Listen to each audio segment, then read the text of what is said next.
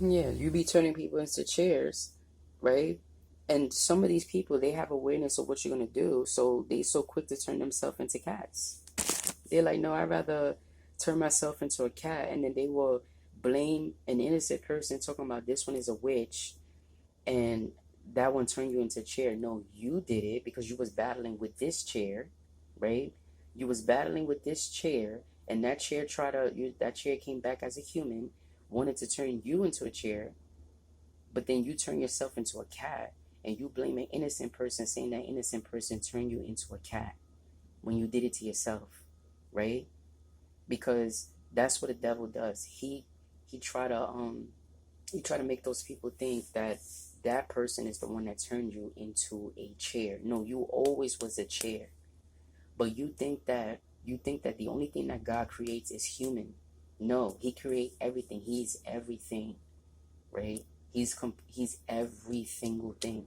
But you be like, no, the only way I will know that God is if he creates me as a human. So don't take a phone, don't take a chair, don't take beds, don't take a house, don't take no projects, no Section 8, don't take none of that because God also created it, right? And then you wonder why you don't have anything because you don't appreciate what you really are, a chair. You're a freaking chair. But you're like, no, the only way I know God exists is if he turned me into a human so that way I can have the same thing what humans have. What is the difference when you be in a chair? You will be what human needs, right? So I'm not saying for y'all to be like, oh, this one right here, I don't like her ass. So I'm a pray to God and say that, you did say for me to love my enemies. The only way I would love her if she'd be a chair, a special chair for me where it won't harm me, right? It won't harm me. It won't talk to me. It won't do nothing. It won't affect me. It won't make me get out of character. It won't make me go loco. It won't make me go none of that, right? That's why he said footstool, because they can be the ground. They can be the ground for that footstool for you, right? Because you have multiple enemies. One, like 15 of them could be the ground that you walk, and like 5 of them could be your footstool, right? 5 of them could be your footstool because God already know what they do. Now, when it comes to the demons from hell, God already knows that they can become anything, right? With witchcraft. So it's up to you to know that, it's up to you to believe that that's true. So when you see that they are a human and they doing so much evil to you, and you know that they pretty much harassing you with things by being in your phone, making your phone glitch and all that, then tell them, then say, you know what, Lord, I want this one to be a brand new phone for me since this moron don't want to stop. Make this one be a brand new phone for me and let that one pay my phone bill every single month without me having to pay for it. Since this one to do all this paranormal activity and make my phone glitch. Sometimes it's these worldly demons. They try to figure out what they are, right? But if it's a demon from hell, don't be afraid to tell it. Don't be afraid to say to God, I want for this cockroach over here to become my brand new phone, or I want for this one right here to be my house, right?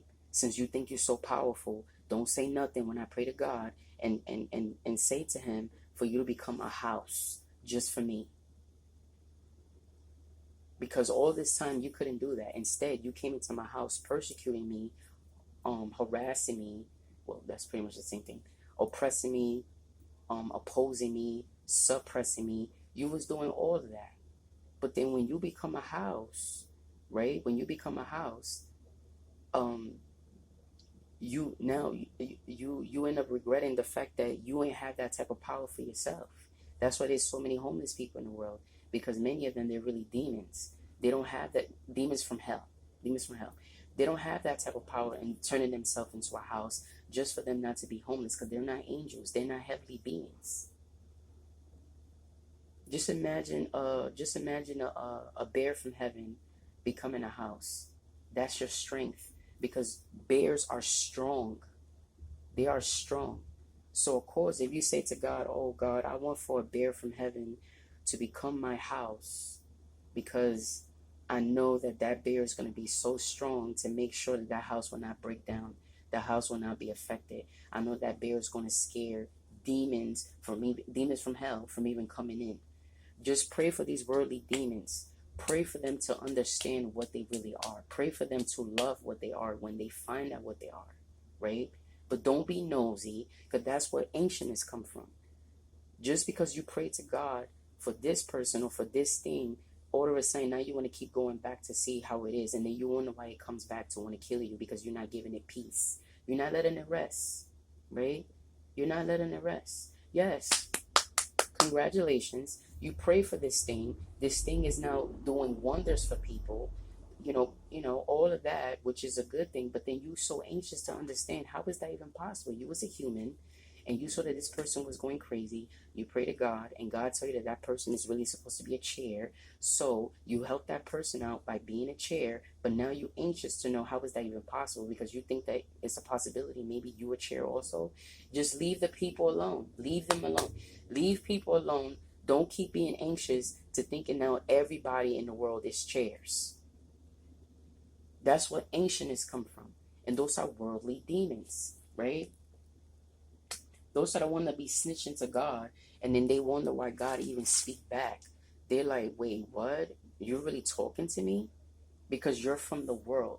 He ain't formed himself as a human, aka his son, just to die for our sins. It's for a reason. That's why he did it in the world, right? Because he knows there's a lot of worldly demons. So of course, if you talk to him, he's going to respond back. But if you know you're from hell, save it. Of course, what you're going to do, you're going to pretty much slither your way in people's body, make them talk like puppets, just so that God will speak to you. And he don't want to talk to you because you're from hell. You had your chance. Now, don't get it twisted. The devil's not the king of hell. He's the prince of the world. So hell came from somewhere. That's because Hades is a god and he is hell. Because in that case, the devil will pretty much control your mind and show you that he's hell, but he's a liar. He makes you think that he's hell. He's not hell. He's been battling with hell for the longest, right? Why you think he's always in the world? Why you think God kicked him out? Why you think when God kicked him out of heaven, he kicked him straight up into the world as lightning? He could have threw him in hell. Hell was already there. Hell is, that's the reason why it says spiritual forces of evil in heavenly realms, because hell is heaven, but it's a heaven that God has for the people that takes advantage of the good that he does for them, right? That's what it is. Because think about it. If hell is really in heaven, then why God didn't kick him out of the heaven that he was in? Because, the devil, he was the body of heaven where the throne of God was at, right? So why God didn't kick them into hell? Hell was already there. Instead, he kicked them into the world. So that way, the more he keep on doing this stuff, the more he will not regret what he's going to do to him. God is the beginning and the end.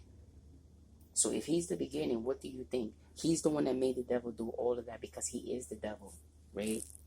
And the reason why he's the devil is for the idiots that takes advantage of the good that he did. So he's like, all right, so since, meaning those angels in heaven was already doing so many things, but they didn't realize that God was a detective. That's why there's so many corrupt cops in the world, right?